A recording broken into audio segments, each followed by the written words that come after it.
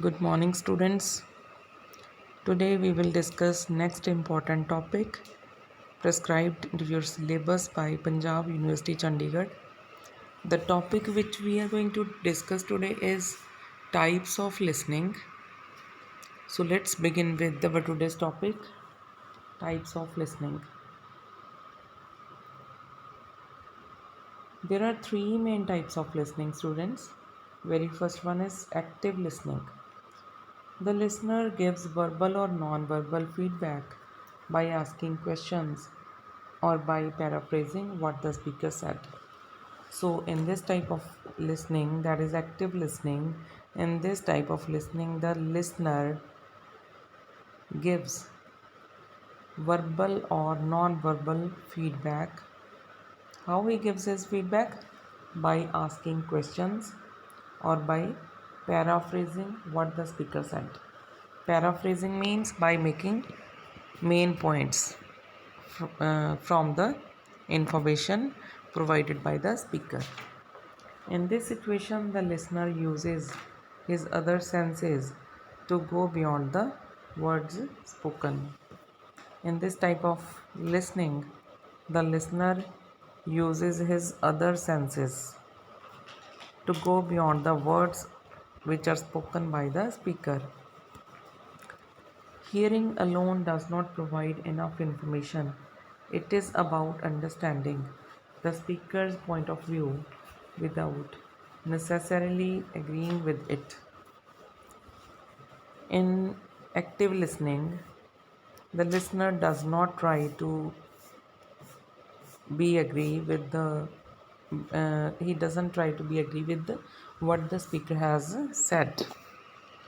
Active listening is the most civil type of listening because you must acknowledge emotions and feelings. In this type of listening,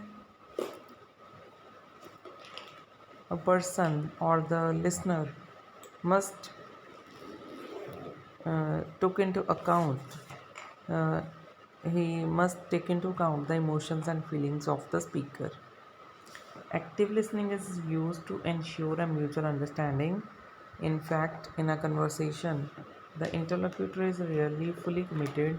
It is very common for the listener to be distracted by preoccupations, noise, and other distractions. Overall, the interlocutor is only providing his full attention 50% of the time. So, active listening is used to ensure a mutual understanding. Means, in this type of listening, the listener is distracted by preoccupation, noise, or other reasons, so he gets only 50% of the information. This type of listening is the most valuable during a conflict, during any dispute.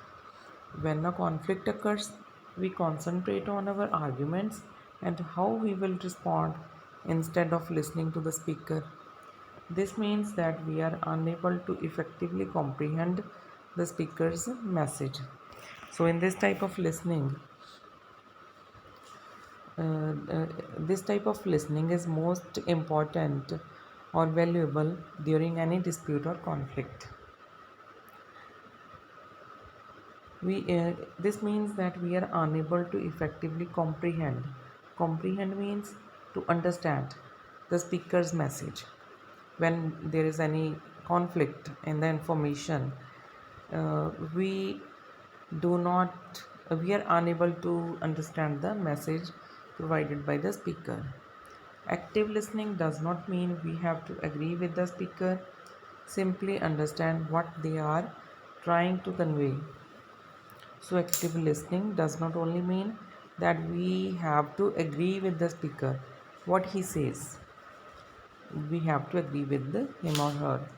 It simply understand what they are trying to convey. A good way to see if you have understood the speaker's words is to paraphrase.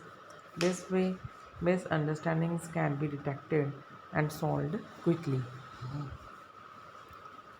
A good way to see if you have understood the speaker's words is to paraphrase. So, if you try to understand the speaker's words and then to note down those words on your notebook, it is called to paraphrase the information provided by the speaker. This way, misunderstandings can be detected and solved quickly. So, this is first type of listening, that is active listening. Let's now discuss second type of listening, that is critical listening. Critical listening is also known as evaluative, judgmental, or interpretive listening. Evaluative, judgmental, interpretive listening.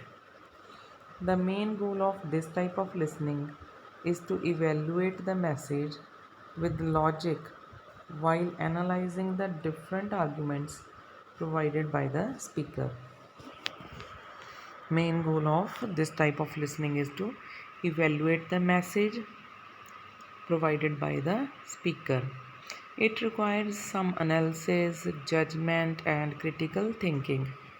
This type of listening requires analysis of the information, judgment of the information, and critical thinking over the information. It is necessary in order to be able to criticize the strength of the evidence and to determine the motive of the speaker.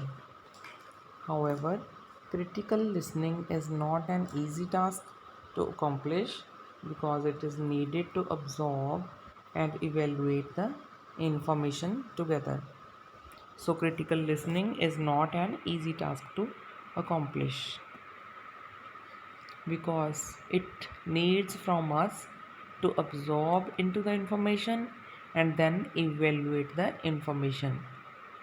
So this is not any easy task to accomplish. Accomplish means achieve. When applying critical listening, the main key point is to first of all understand the speaker before evaluating. Questioning oneself about the credibility, the validity, and the strength of the evidence is vital. So, when we try to apply critical listening, main point that is needed to be understood is this is to understand the speaker before evaluating his or her message. Questioning oneself about the credibility, validity, and strength of the evidence is vital. Vital means important. Some other questions, such as is this speaker biased? Bias means prejudiced. Bias means पक्षपात करना, भेदभाव करना. Is this speaker biased? Is he a trusted expert in his domain of expertise? These type of questions can help separate the facts from the personal opinions from the speaker. So, when we question oneself or the speaker about credibility, validity, strength of evidence, that is vital, that is important. But some questions which are as is this speaker biased means is the information provided by the speaker biased? Is he a trusted expert in his domain of expertise means is the speaker a trusted person? Is he a trusted expert? These types of questions can help separate the facts separate the facts from the personal opinions from the speaker. In this situation, it is important to be open-minded because it is important to stay objective. So, in this situation, as critical listening, the important thing is that we have to be open-minded because it is important to stay objective. So this is second type of listening, that is critical listening. Let's now discuss third type of listening, that is content listening. This type of listening involves understanding and retaining the information provided by the speaker. Understanding and retaining the information provided by the speaker. It also requires to identify the main key points of the message and to find cues by doing a summary of it. So, in this type of listening, it involves our understanding of the message and then keeping or storing the information into our mind.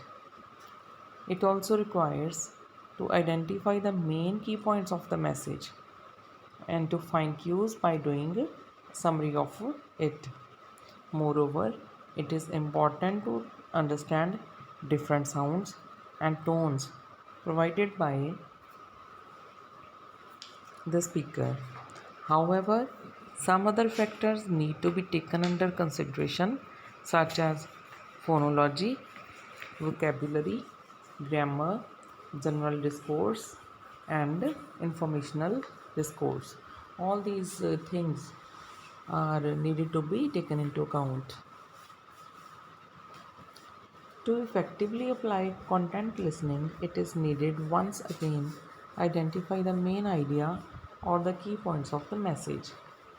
Then the next thing to do is to ask questions for clarifications if the message was misunderstood. This will increase the level of understanding of the message transmitted. So, in this type of content listening, uh, the main thing is to identify the main idea or to make the key points of the message, to write down the key points or main points of the message. The next thing is to ask questions for clarification of the message. So, this will increase the level of understanding of the message which is being transmitted or conveyed. Transmit means to convey, which is being conveyed by the speaker to the listener. So, all these are the types of listening: active listening, critical listening, and content listening. So, today we have covered this topic, students. Tomorrow we will continue with our next lecture and of some on some next topic. Thank you. Thank you very much.